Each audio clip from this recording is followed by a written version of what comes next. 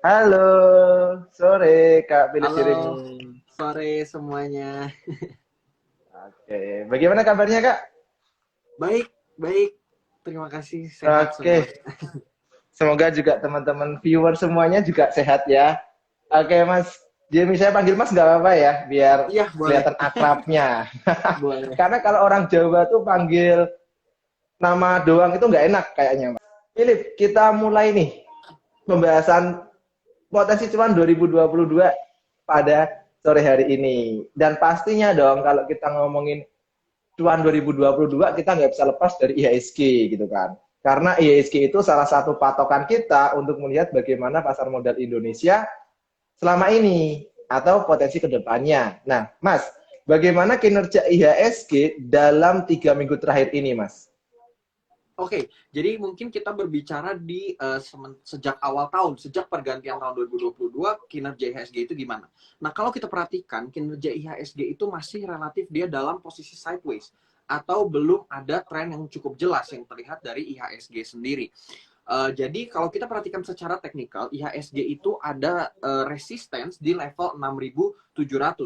Nah, IHSG di bulan Januari atau di awal tahun ini belum berhasil breakout dari level 6.730, di mana itu adalah dekat sekali dengan level all time high IHSG. Jadi IHSG itu sekarang sebenarnya sedang mencoba untuk breakout dari level all time high-nya, yaitu di angka 6.760. Itu menjadi level krusial karena itu adalah harga tertinggi indeks kita selama ini.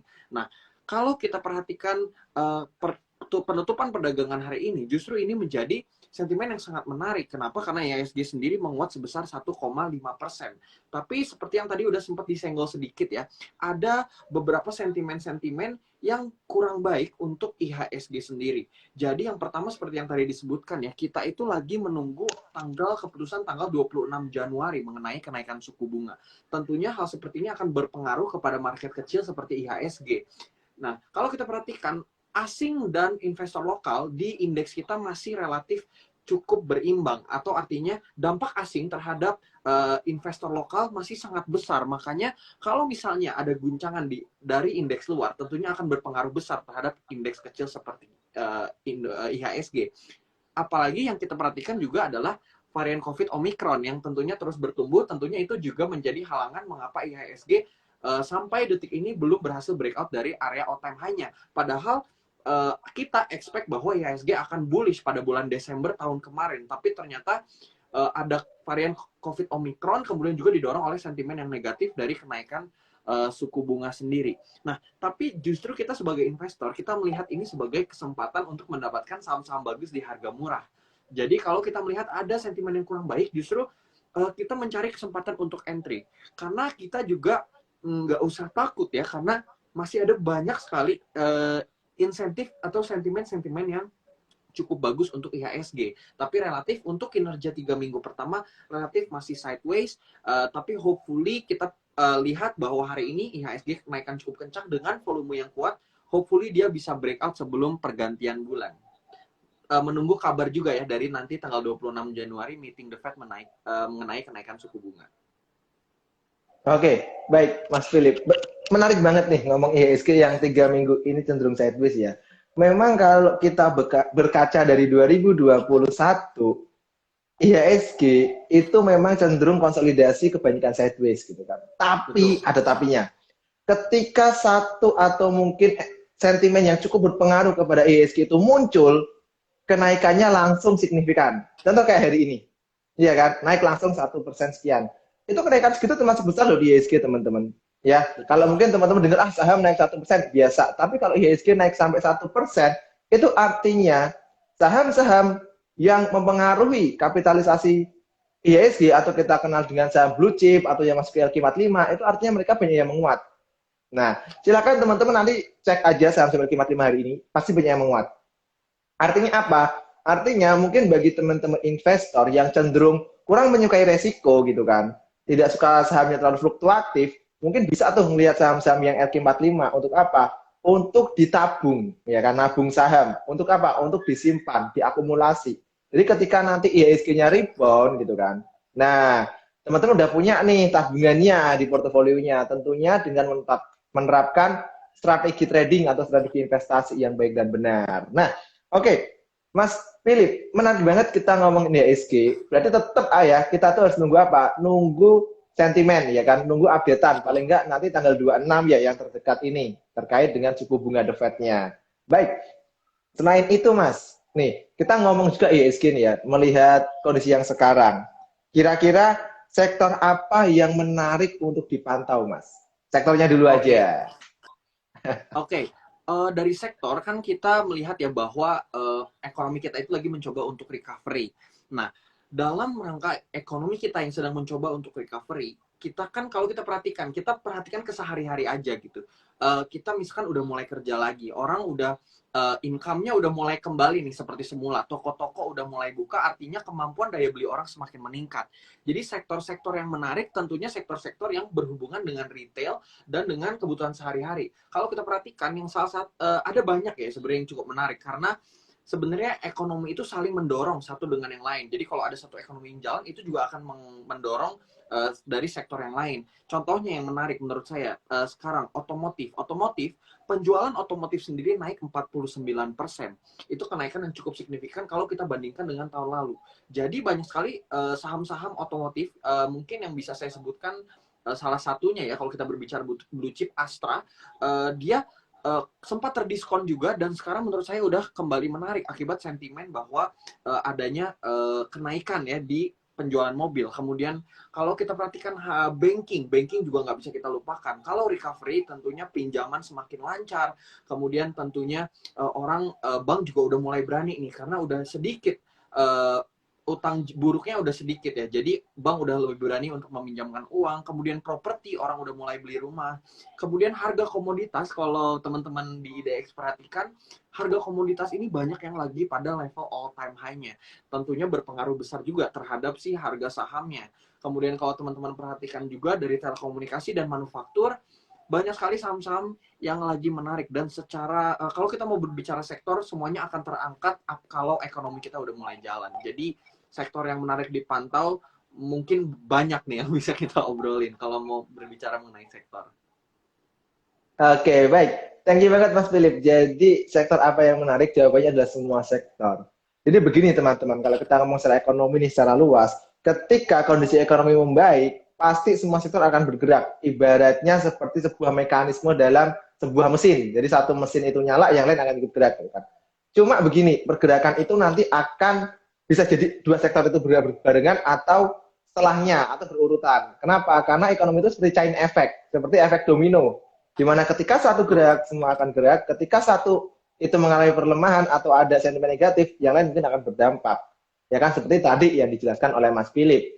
Oke, misal tadi Mas Philip menjelaskan otomotif penjualannya naik, ya kan. Maka nanti otomatis kredit akan meningkat karena orang beli mobil banyak yang kredit gitu kan. Kredit meningkat, pendapatan masyarakat meningkat, otomatis mereka akan mencoba memenuhi kebutuhan ketiganya atau tersiernya, yaitu apa? Beli rumah gitu kan, apartemen, properti naik dan lain sebagainya. Bahkan yang menarik juga tadi beberapa sektor yang disebuti oleh Mas Philip gitu kan, masih ada beberapa saham blue chip di sektor itu yang masih lagging atau belum gerak. Betul. Ya, teman-teman sih kalau udah ngeliat market tahu lah ya dimaksud saham apa. Penjualannya meningkat hingga 80%, dapat insentif dari pemerintah berupa keringanan pajak, pembelian produknya gitu kan. Tapi harga sahamnya belum naik. Nah, silakan teman-teman cari sendiri itu sahamnya apa. Oke, menarik banget ini Mas Philip. Nah, tadi sempat dibahas ya, Mas Philip tadi sempat bahas masalah Omicron gitu kan. Desember harusnya investor itu menanti gitu kan. Tapi gara-gara ada Omicron nggak jadi gitu kan. Nah, padahal Desember itu banyak yang sampai ada bikin story itu Desember tidak Windows dressing dan lain sebagainya gitu kan. Bahkan ini kemarin saya sempat lihat ada yang bikin meme itu Januari not effect gitu kan. Biasanya kan Januari effect, ini Januari Yeah. not effect gitu kan. Nah, kira-kira gimana nih Mas? Udah tanggal 21 deh ya kan. Prospek Januari efeknya gimana nih Mas? Oke, kembali ke kalau kita berbicara January Effect, sebenarnya main story untuk IHSG sendiri itu kan memang menunggu keputusan tanggal 26 ini. Jadi tanggal 26 ini mengenai kenaikan keputusan The Fed mengenai kenaikan suku bunga. Jadi angka yang ditetapkan jika kenaikan suku bunga lebih dari 0,25%, kemungkinan besar market akan crash. Meskipun kemungkinannya akan sangat kecil. Nah, tetapi jika sesuai ekspektasi, tentunya ini bersentimen baik untuk IHSG. Karena sebenarnya secara internal, indeks dan ekonomi kita itu sangat mendukung untuk market segera bullish. Tapi karena dari faktor eksternal, IHSG memang selalu mentok di area resistance 6.700, area 6.700. Nah, tapi kita akan melihat keputusan tanggal 26 Januari ini. Jadi mungkin boleh dicatat juga ya sama teman-teman, tanggal 26 Januari boleh ditunggu keputusannya. Kalau suku bunga ternyata dinaikkan sesuai dengan ekspektasi, tentunya market kita akan bergerak bullish. Tapi kalau ternyata lebih dari 0,25% kenaikan suku bunga yang ditentukan oleh The Fed, tentunya market kita juga akan ikutan crash ya, karena seperti kita tahu masih dominan investor asing jika dibandingkan dengan investor lokal. Oke, baik Mas. Jadi tetap nunggu nanti keputusan kenaikan suku bunga dari The Fed. Karena mungkin begini nih, bagi teman-teman cuan troopers, mungkin cuan troopers sudah tahu ya, atau penduduk indeks Semarang yang masih baru di pasar modal, para analis ya kan atau para ekonom itu memperkirakan The Fed hanya akan menaikkan suku bunga sebesar 0,25 atau 25 basis poin gitu kan. Tapi ternyata berdasarkan berita-berita terakhir sangat memungkinkan The Fed untuk menaikkan suku bunganya sampai 50 poin. Itu artinya 2 kali lipat dari perkiraan ekspektasi pasar. Nah, hal itulah yang nanti bisa menyebabkan turbulensi di market atau tadi ya Mas Philip Jeremy sempat ngomong bahwa market akan crash atau akan terkoreksi. Nah, kita makanya sekarang tuh banyak investor asing maupun domestik yang masih wait and see.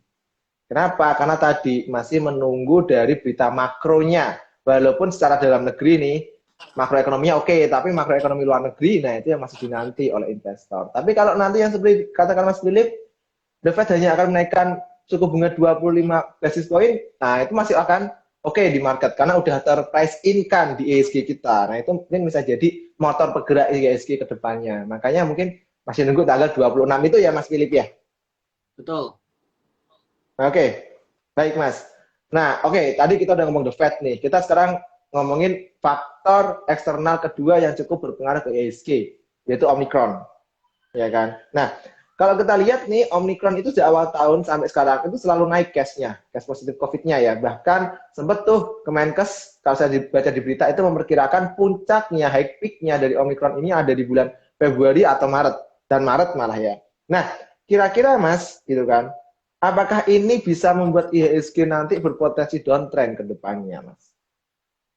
Menurut saya mungkin akan terjadi, bisa ada potensi kalau misalnya mungkin koreksi di market. Tapi saya tidak expect bahwa IHSG akan break dari supportnya. Kalau kita perhatikan secara teknikal, support IHSG di area 6.500, saya cukup percaya diri ya bahwa kemungkinan besar kita tidak akan bisa break level support itu. Kenapa? Karena kalau kita perhatikan, kita harus give credit kepada pemerintah juga. Karena seperti yang kita tahu, Indonesia relatif termitigasi untuk si varian Omicron ini. Kalau teman-teman perhatikan di luar, lebih parah, jauh lebih parah penyebarannya. Nah, kalau kita perhatikan di Indonesia, bahkan teman-teman udah mulai ada yang bisa untuk dapat vaksin booster. Nah, jadi menurut saya kita udah expect juga, bahkan pemerintah pun sudah expect bahwa nanti kemungkinan akan kembali meningkat si varian COVID Omicron ini. Nah, tapi kalau kita perhatikan juga, tentunya karena pemerintah udah expect, karena kita pun udah expect, kalau kita perhatikan nih, misalnya PPKM terjadi, kalau sampai misalnya ada PPKM kembali, tentunya market akan terkoreksi. Tapi koreksinya menurut saya tidak akan signifikan dan tidak akan cukup dalam.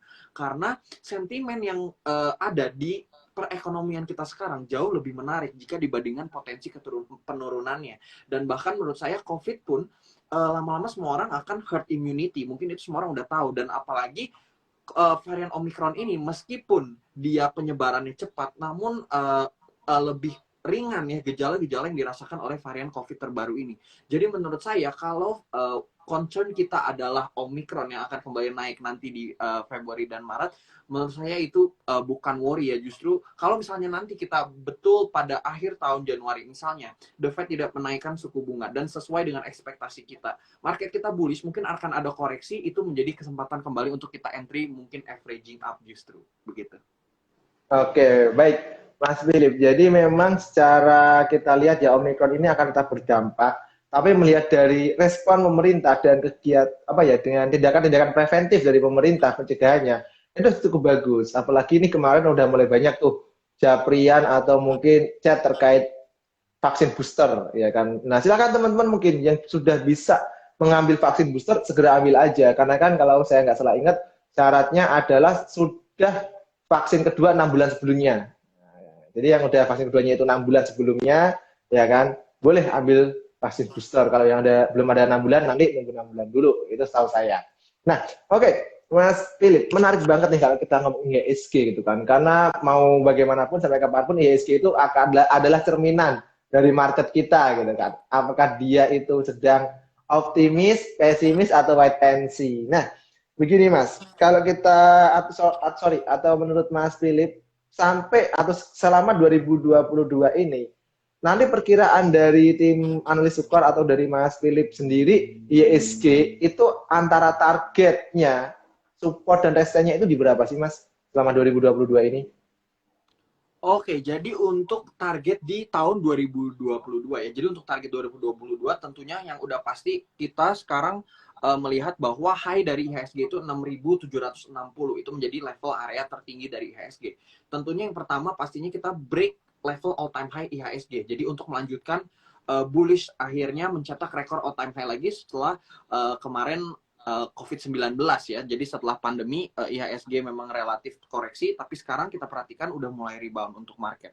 Nah, target potensi kenaikan kalau saya menggunakan Fibonacci sequence atau menggunakan Fibonacci retracement, target kenaikan untuk IHSG sendiri pada level 7.300. Jadi itu menjadi target resistance pertama. Mungkin untuk harapan tentunya di 2022 semua analis memproyeksikan IHSG pasti menembus level 7.000. Itu sesuatu yang udah mungkin semua analis mungkin ada yang 7.300 atau 7.400. Tapi kalau saya menggunakan secara teknikal, level dari pertama untuk IHSG yang harus ditempuh adalah level 7.300. Itu menjadi area resistance pertama untuk IHSG dan semoga tercapai ya level 7.300 dan saya cukup optimis apalagi kalau mungkin nanti kita bisa bahas juga ya sentimen-sentimen yang menarik untuk IHSG. Kalau tadi kita udah bahas yang menghambat pertumbuhan IHSG, nanti mungkin kita bisa bahas juga prospek kenaikannya untuk IHSG. Oke, baik Mas Philip. Nah, tadi udah sempat dikasih bocoran sama Mas Philip kan. Di 7.300 ke atasnya, itu harus ditembus dulu untuk mencapai all time high selanjutnya.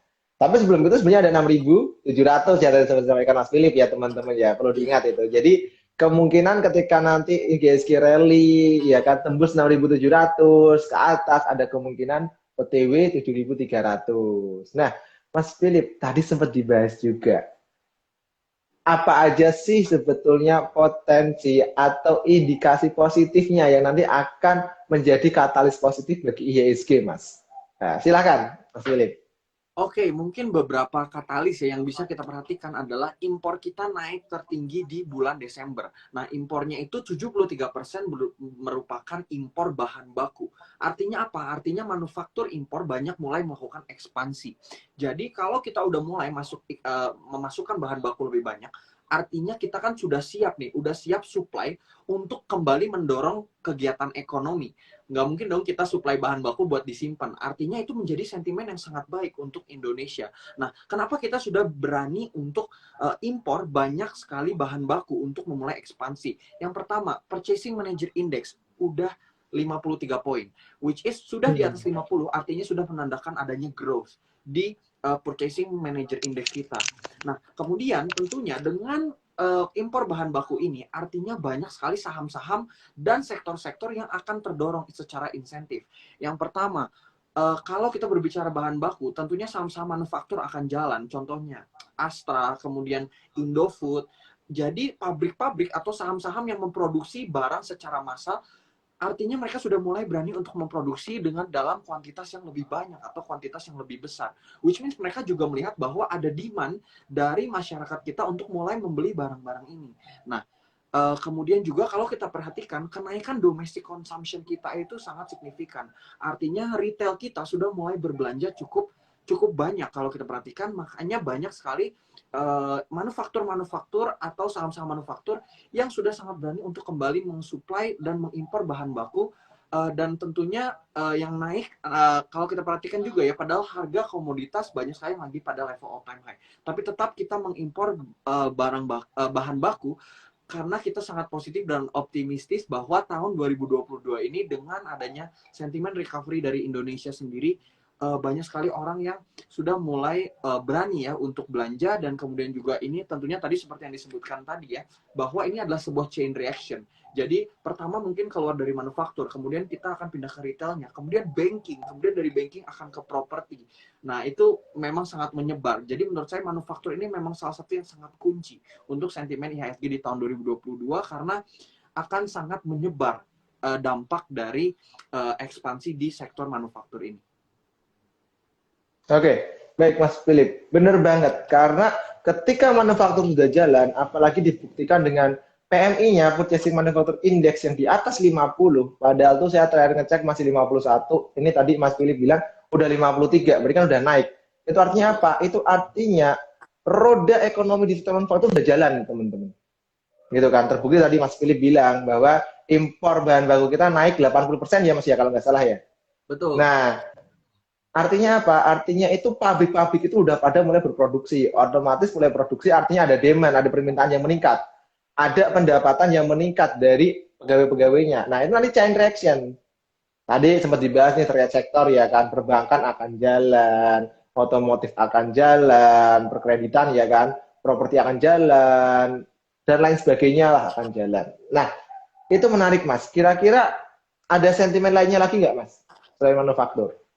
Nah, mungkin selain dari manufaktur ya, kalau yang kita perhatikan juga mungkin tadi ya pemulihan dari varian COVID Omicron sendiri. Jadi kalau misalnya kita berharap bahwa di tahun 2022 kita udah bisa mulai untuk menormalize ya si virus COVID ini.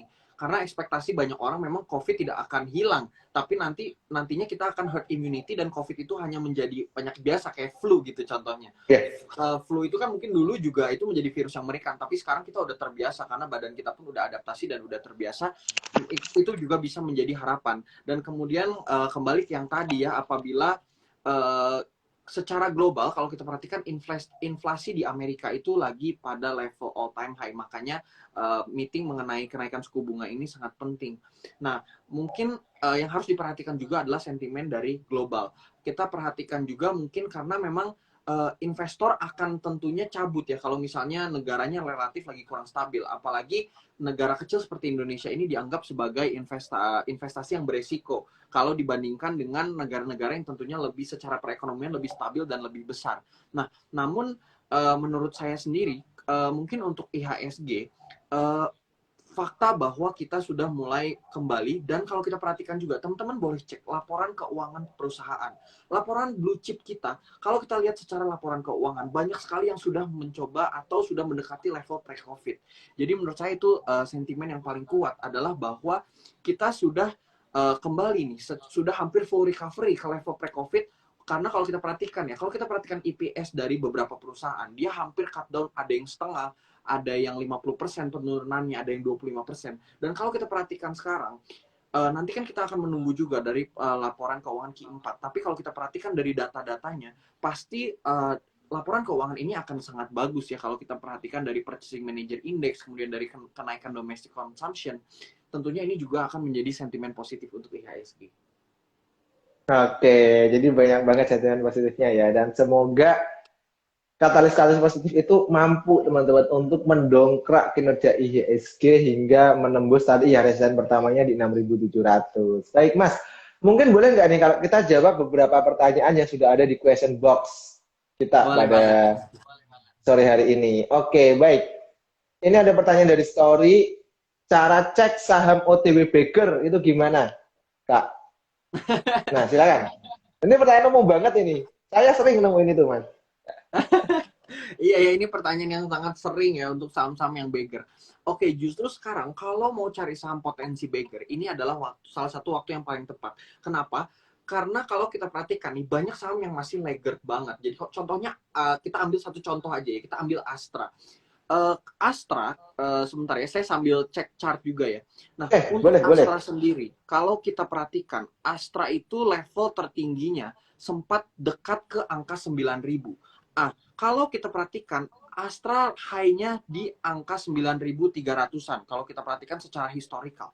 Sekarang Astra harganya 5.600. kalian bisa beggar dari pegang blue chip karena ke 5.600 itu hampir 100%. Kalau kita perhatikan secara kinerja dia udah mulai pulih, justru dia udah sangat terinsentif, apalagi dengan insentif PPNBM. Kemudian juga kalau kita perhatikan ya, kemarin setelah Gias, kalau kita perhatikan banyak sekali orang yang udah mulai beli mobil.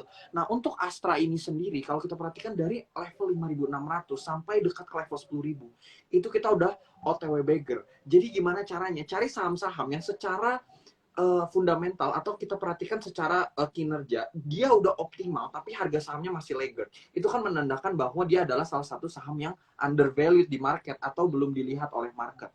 Nah, kemudian yang kedua, kalau kita mau cari saham-saham beggar, kita boleh cari saham-saham yang pernah berada pada level tinggi, namun sekarang koreksi hanya karena story yang temporary atau sentimen negatif sementara. Jadi banyak banget ya contohnya. Kalau kita perhatikan juga MPPA. MPPA itu kemarin, MPPA itu kalau kita bicara mengenai tahun-tahun sebelumnya ya. Kalau kita bicara MPPA, MPPA itu pada tahun, kalau kita perhatikan di sini tahun 2017, harga MPPA itu sempat hampir 2000. Nah, kemudian kemarin MPPA itu pada tahun 2021 bulan Juni, MPPA itu all time high, kembali ke level 1200. Nah, kenapa MPPA bisa kembali multi bagger? Ini udah bukan bagger lagi, udah multi bagger, karena kalau kita ambil dari harga terendah, MPPA itu harga terendahnya di hampir 50, hampir 130. Itu karena didukung oleh story-story yang cukup kuat. Sentimen negatif kemarin selama COVID tentunya gimana bisa department store nggak hampir 50. Orang udah nggak bisa belanja sama sekali, mereka tutup 100%. Tapi kalau kita lihat secara story, ini mendorong sekali. Kenapa? Karena retail kemarin sudah kembali belanja ya, apalagi MPPA ini salah satu story-nya kemarin karena menyambut bulan Lebaran.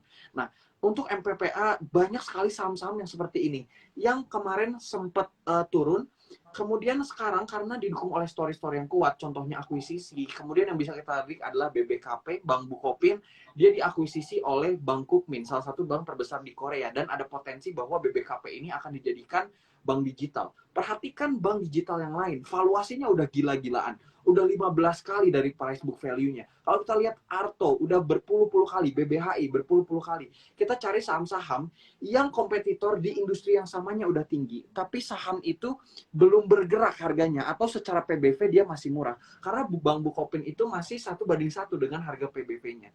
Jadi itu mungkin sedikit tips buat cari saham-saham yang beggar ataupun Baik, sebenarnya salah satu kunci mencari saham bagger adalah tadi sempat dibahas Mas Philip ya. Cari saham yang secara fundamental itu udah optimal atau ibaratnya itu sudah mengalami peningkatan daripada masa COVID, tapi harga sahamnya masih belum kembali sebelum harga COVID. betul. Tentunya tadi ya didukung dengan fundamental. Tapi perlu diingat teman-teman, saham bagger itu bukanlah saham yang teman-teman setelah beli sehari kemudian atau mungkin seminggu kemudian langsung naik 1000%, bukan. Oke? Okay? Karena kalau di saham teman-teman harap seperti itu, saya takutnya nanti teman-teman kecewa endingnya. Nah, ya, karena tadi ya, Mas Philip udah ngasih bocoran bahwa saham itu merupakan cerminan dari kinerja perusahaan dan story di baliknya. Betul. Nah, ya, tanpa adanya kinerja dan tanpa didukung oleh story, maka saham itu akan minim sentimen. Balik lagi ya, teman-teman, ke hal seperti tadi. Oke, Mas. Ini saya boleh ya jawab atau kita jawab beberapa pertanyaan lagi. Tapi ini udah mulai ke beberapa saham sih, boleh ya? Oke. Pertanyaannya, baiknya beli saham BBRI sama Sido di harga berapa? Monggo, Mas Philip. Saya izin sambil buka cat ya, karena saya nggak hafal semua harganya. Oke. Waduh, kalau Anissa Teknikal itu hafal semua cat saham, waduh itu udah nggak perlu kerja, Mas. Betul. Oke. Oke, silakan Mas Philip.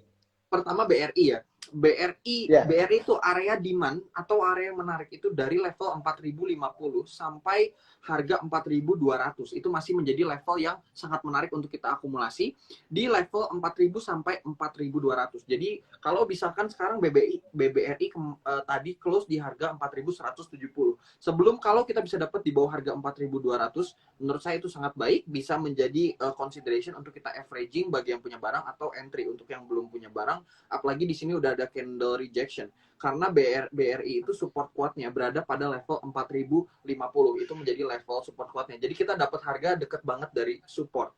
Kemudian tadi SIDO ya, untuk SIDO. Gitu. Nah, untuk SIDO sendiri, teman-teman perhatikan bahwa SIDO itu dia sempat berada pada level all time high-nya pada tanggal 12 Januari kemarin dan sudah muncul candle koreksi. Nah, untuk SIDO, kalau misalnya dia itu sekarang sedang menguji support terdekat yaitu di level 935. Dan kalau saya lihat secara teknikal, most likely dia akan jebol si support 935 ini. Kemudian setelah itu area menarik untuk kita collect di mana? Yang pertama di area 890 sampai 900. Itu menjadi area demand kalau teman-teman mau entry. Kemudian yang kedua berada di area 865 kalau teman-teman mau entry di SIDO. Mungkin begitu. Oke, waduh, udah sampai dikasih level entry point-nya ya, udah dimanjakan sekali ini teman-teman para cuan troopers gitu. Itulah sebabnya teman-teman harus jeli memilih sekuritas sebagai mitra investasinya, Betul teman-teman. banget. Nah, salah satunya adalah sekuritas ini ya, Mas Philip ya. Baik, Betul. mungkin ini kita jawab satu pertanyaan lagi ya. Habis itu saya masih punya pertanyaan nih untuk Mas Philip. Nah, dari HASP 17, cara analisa fundamental perusahaan secara simpel, bagaimana Pak? Oke. Nah, secara Kalau simpel, oke. kalau teman-teman mau analisa fundamental, sebenarnya fundamental itu kan bukan hal yang mudah untuk dipelajari ya. Justru relatif menurut saya cukup menantang. Kita harus membiasakan diri karena kan itu berurusan dengan angka-angka dan banyak sekali rasio. Teman-teman boleh download aplikasi RTI, itu biasanya aplikasi yang saya gunakan untuk melihat sisi fundamental karena di situ aplikasi itu udah merangkum. Nah, ada beberapa indikator yang teman-teman bisa perhatikan untuk menganalisis secara fundamental. Yang pertama adalah EPS atau earning per share. Earning per share itu adalah profit dibandingkan dengan harga sahamnya. Jadi yang mau kita perhatikan adalah perusahaan yang sehat, EPS-nya akan meningkat, bukan stagnan atau bahkan turun. Tapi kita mau lihat EPS yang year on year-nya terus meningkat. Kemudian yang bisa kita perhatikan juga kalau menganalisa fundamental secara simple, kita bisa menggunakan value investing, yaitu mencari saham-saham yang PBV-nya masih di bawah 1. Jadi saham-saham ini kan divaluasikan ya. Jadi PBV itu adalah price to book value. Jadi kita bandingkan aset-aset yang dimiliki perusahaan ini dengan harganya di market sekarang. Biasanya kita bisa, kalau mau cari simpelnya, saham-saham yang PBV-nya di bawah 1 itu bisa kita klasifikasi sebagai saham-saham yang undervalued. Meskipun pastinya itu ada alasan ya kenapa saham itu nggak bisa naik ke atas PBV-nya. Tapi mungkin kalau kita mau bahas mengenai value trap itu bisa satu sesi sendiri lagi ya. Kemudian yang harus kita perhatikan juga adalah dari beban hutang perusahaan itu sendiri. Kalau kita perhatikan menggunakan aplikasi RTI ini, kita bisa melihat rasio hutang berbanding dengan rasio aset. Menurut saya itu yang secara simpel yang bisa kita perhatikan adalah yang pertama profit, kemudian yang ketiga tentunya beban hutang. Seberapa besar hutang berbanding aset. Kan kita mau tentunya perusahaan yang sehat, yang bisa liquid, yang bisa membayar hutang-hutang jangka pendeknya. Atau bahkan lebih bagus lagi hutang-hutang jangka panjangnya. Mungkin kayak gitu kalau kita berbicara secara simpelnya. Oke, baik Mas Philip, thank you banget ya. Jadi mungkin saya akan nambahin sedikit. Di IDX Semarang, mungkin buat dulu IDK atau cuan troopers yang belum tahu, kita mempunyai kelas namanya SPM level 2. Jadi buat teman-teman yang sudah punya akun dan sudah pernah ikut SPM level 1 di IDX Semarang, teman-teman berhak untuk ikut SPM level 2. Nah, salah satu materinya adalah analisa fundamental. Jadi di situ nanti kurang lebih selama 2 jam, teman-teman akan diajarin cara membaca laporan keuangan secara simpel, yaitu neraca dan laba rugi terutama. Dan teman-teman akan diajari membaca rasio perusahaan. Nah, tadi yang dibahas Mas Philip itu adalah rasio perusahaan. Jadi, rasio itu banyak. Rasio yang biasa dipakai untuk valuasi misal. Itu ada PER sama PBV misal. Oke, rasio yang dipakai untuk mencari hutang yang bagus. Ada debt asset ratio sama debt equity ratio, DAR sama DER ya kan. Profitabilitas, teman-teman bisa pakai ROA, ROE atau NPM. Nah, itu teman-teman nanti dapatkan materinya di SPM level 2. Silakan teman-teman daftar, cari linknya di feed IG IDX Semarang atau DM aja ke kami untuk kami berikan link pendaftarannya. Itu setiap bulan selalu ada, Mas. Jadi buat teman-teman yang pengen belajar fundamental silahkan di IDX ada. Bahkan saya yakin sekuritas pun sering beberapa kali live IG tuh membahas fundamental, ya kan. Saya sering juga nonton. Itu juga bisa, teman-teman. Jadi sekarang itu ya untuk belajar banyaklah alternatif pembelajarannya. Baik, Mas Philip. Mungkin pertanyaan dari saya selanjutnya ya, Mas. Boleh ya? Oke. Untuk teman-teman, ya kan, sorry. Untuk teman-temannya nanti aja deh. Mas Philip, saya mau tanya. Tadi kan udah sempat disenggol sektornya kan, sektor apa aja nih gitu kan. Nah, kira-kira kalau sahamnya nih Mas, apa aja yang boleh untuk para cuan tuper dan dulur indeks Semarang perhatikan di 2022 ini Mas? Karena kita mau cari cuan kan. Nah, silakan. Oke, jadi kita berbicara sahamnya ya. Tadi otomotif saya udah sempat senggol Astra karena Astra ini sentimen banyaknya sentimen bagusnya banyak untuk Astra ini karena dia kan memang konglomerasi yang bisnisnya merambat kemana-mana. Nah, jadi untuk Astra di otomotif, kemudian karena Astra juga manufaktur, tentunya yang menarik juga ada dari United Tractor, kemudian dari Ali, dia adalah saham CPO karena harga komoditas CPO ini juga lagi all time high juga, harganya lagi naik, jadi bisa menjadi sentimen yang positif untuk sahamnya. Itu mungkin sedikit dari grup Astra, beberapa yang menarik. Kemudian dari banking itu kan memang tetap aja nggak bisa dipungkiri bahwa banking itu market cap-nya nomor satu kalau kita perhatikan. Jadi kalau kita perhatikan IHSG itu biasanya kalau banking naik, IHSG-nya naik. Kenapa? Karena market cap banking itu sangat besar pengaruhnya terhadap saham IHSG, terhadap indeks kita. Untuk banking, saya masih sangat rekomen BCA, BRI, BMRI, dan BNI. Jadi teman-teman boleh pilih satu aja ya, jangan disikat empat-empatnya ya. Jadi pilih aja antara BCA, BRI, BMRI, atau BNI, karena menurut saya secara sektor juga mereka, kalau saya sebenarnya untuk swasta, saya tentunya BBCA, dan saya secara pribadi, mungkin pendapat orang beda-beda, saya secara pribadi lebih pilih yang swasta, karena kalau swasta kan memang sole purpose dari bank swasta itu untuk menambah profit, sedangkan misalnya untuk bank BUMN lainnya dia relatif masih harus membantu kawan-kawan BUMN-nya apabila kesulitan atau terdapat beban hutang. Mungkin salah satu alasannya mengapa saya prefer BCA. Kemudian BTN. Kenapa BTN? Karena BTN itu perkreditannya fokus terhadap pinjaman rumah. Banyak sekali terhadap pinjaman rumah itu dari bank BTN. Jadi kalau misalnya penjualan rumah naik, tentunya bank BTN akan tersentimen juga cukup menarik. Kemudian nikel. Nah, nikel ini menurut saya memiliki potensi paling besar di tahun 2022. Kenapa nikel? Karena kalau teman-teman perhatikan ya, di jalanan ini sekarang udah mulai rame orang ngomong mobil listrik. Nah, mobil listrik itu komponen utama dari baterai adalah nikel. Sebenarnya waktu itu Antam sempat naik gila-gilaan karena waktu itu sempat ada rumor bahwa Tesla mau buka pabrik baterai ya, tapi ternyata nggak jadi dan si Antamnya juga relatif harganya akan terpengaruh. Nah, tapi kalau kita perhatikan udah bukan cuma Tesla saingan di market Asia ini. Kalau teman-teman perhatiin Hyundai, teman-teman perhatiin Kia, dia yang sudah lebih dulu menembus si electric vehicle ini. Jadi menurut saya untuk electric vehicle, apalagi dengan sentimen PPNBM, apalagi kalau misalnya pabrik baterai dibuka, artinya kita udah bisa produksi secara lokal, udah nggak usah CBU atau build up dari luar negeri. Menurut saya nikel tentunya Antam dan Inco itu dua saham di nikel yang menurut saya cukup menarik, Antam dan Inco. Kemudian juga dari komoditis ada batu bara. Untuk batu bara salah satu blue chipnya adalah PTBA, salah satu favorit saya dari sektor batu bara.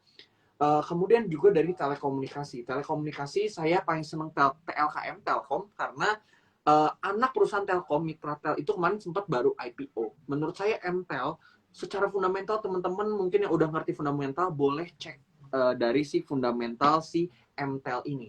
Teman-teman harus perhatikan, itu adalah mungkin salah satu menurut saya ya perusahaan yang secara fundamental paling bagus, paling rapih, EPS naik, beban hutang kecil. Menurut saya MTEL secara fundamental oke banget, menarik banget, apalagi kalau kita berbicara mengenai 5G ya. Kapasitas 5G itu kan tidak terbatas ya teman-teman, pengembangannya baru dimulai. Jadi menurut saya MTEL dan TLKM cukup menarik. Kemudian dari digital, tadi sempat ada yang nanya juga sektor tech ya. Untuk digital kita berbicara segala yang berbau digital, menurut saya yang pertama yang menarik adalah MTDL. MTDL itu dia saham yang berurusan dengan data manajemen. Menurut saya MTDL potensinya menarik, apalagi kalau kita berbicara mengenai blockchain, kemudian kripto, itu hal lain lagi ya.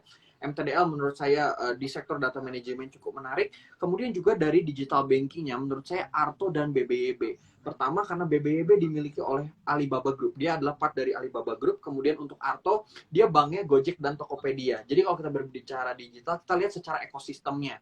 Nah, kemudian juga mungkin yang terakhir mungkin yang sempat ditinggal juga, mungkin teman-teman juga ada yang pengalaman buruk, Bukalapak. Menurut saya Bukalapak itu kemarin sejak dia IPO, harganya relatif downtrend banget ya teman-teman ya untuk si Bukalapak ini. Tapi kalau kita perhatikan sebenarnya Bukalapak ini cukup menarik juga loh teman-teman, karena mungkin dia memang tidak sebesar Tokopedia dan Shopee ya. Cuman untuk Bukalapak sendiri dia itu berencana untuk membuat yang kita sebut e-warung.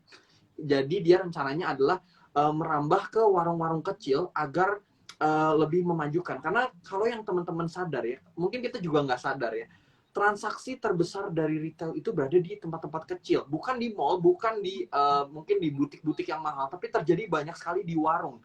Dan kalau kita perhatikan, potensi untuk si warung ini berhasil itu sangat besar. Jadi menurut saya Bukalapak juga untuk tahun 2022 menarik, apalagi dia udah terdiskon banget ya, karena kalau kita lihat secara valuasi juga Bukalapak itu memang di harga IPO dia banyak yang menyebut valuasinya jauh banget ya, karena itu kemahalan untuk di harga IPO. Tapi kalau kita lihat, apalagi kalau kita lihat Bukalapak mungkin valuasinya relatif dekat di harga 400 dan sekarang udah di bawah level 400 untuk Bukalapak sendiri. Dan kita lihat juga laporan keuangannya, dia itu sebenarnya udah mulai sedikit demi sedikit mengikis beban hutangnya ya, karena sempat minus 2 triliun, kemudian sekarang udah minus 1 triliun. Kita lihat juga kinerjanya di tahun ini. Jadi itu beberapa ya saham yang cukup menarik mungkin untuk 2022. Oke, baik banget nih Mas Philip. Nggak beberapa lagi ini ada banyak tadi saya catat. Ya, tinggal nanti teman-teman cuan dan dulur indeks Semarang itu mencari apa? Mencari dua hal, fundamentalnya. Kalau tadi sih saya lihat beberapa fundamentalnya bagus semua ya. Dan teknikalnya, entry point sama exit point-nya berapa. Nah, itu silahkan teman-teman bisa cari tuh saham-saham berikutnya. Dan katalis positifnya. Tadi udah ada sih Mas Philip udah ngasih beberapa ya kan. Nah, baik. Oke, Mas Philip, mungkin terakhir kita jawab satu pertanyaan dari kolom komentar, habis itu kita closing ya Mas, karena saya itu booking waktunya Mas Philip cuma 45 menit, dan ini udah lewat ternyata. Saking asiknya kita membahas ya materi terkait potensi cuan 2022. Baik, pertanyaan dari Hapsari Ray, buku untuk investor pemula dong, nah, rekomendasinya Mas Philip. Oh, Boleh okay. nih, Mas Philip yang suka buku apa? Oke, buku untuk investor pemula ya. Yang pertama mungkin yang salah satu yang paling suka adalah The Intelligent Investor ya. Banyak yang bilang itu adalah Alkitab dari investasi sendiri. Buku Alkitabnya orang investasi, buku Intelligent Investor. Menurut saya itu udah bisa menjadi buku starter yang paling oke ya menurut saya. Kemudian untuk preference, mulai buku-buku yang menarik mengenai saham. Mungkin teman-teman kalau yang tertarik technical, saya sebenarnya ada contohnya juga di sini. Ada teman-teman boleh cari di Gramet. Sebenarnya buku-buku mengenai teknikal itu isinya mirip-mirip teman-teman. Kalau teman-teman mau belajar, isinya relatif mirip-mirip. Cuman ada satu buku, saya lupa judulnya. Cuman itu ada satu buku cukup tebal ya mengenai technical analysis. Jadi kalau mau belajar mengenai technical, sebenarnya nonton di YouTube juga banyak sekali ya konten kreator yang udah bagus. Teman-teman boleh cek juga di YouTube. Kemudian Sukor juga memberikan edukasi. Kalau teman-teman, kita ada seminar tiap bulan, seminar mengenai fundamental dan seminar mengenai teknikal yang boleh juga dipantau ya sama sama teman-teman IDX yang mau join, tapi tentunya harus jadi member dari Sukor Sekuritas dulu.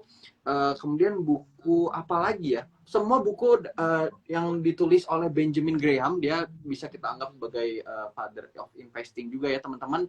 Boleh coba cari-cari buku dari dia. Dan Robert Kiyosaki ya, kalau teman-teman yang baca Rich Dad Poor Dad itu lebih ke arah investing dan juga mungkin ke arah personal finance. Mungkin dua author itu yang paling saya rekomend untuk sekarang, untuk pemula. Oke Mas, coba aku tebak buku teknikalnya itu Technical Analysis for Mega Profit.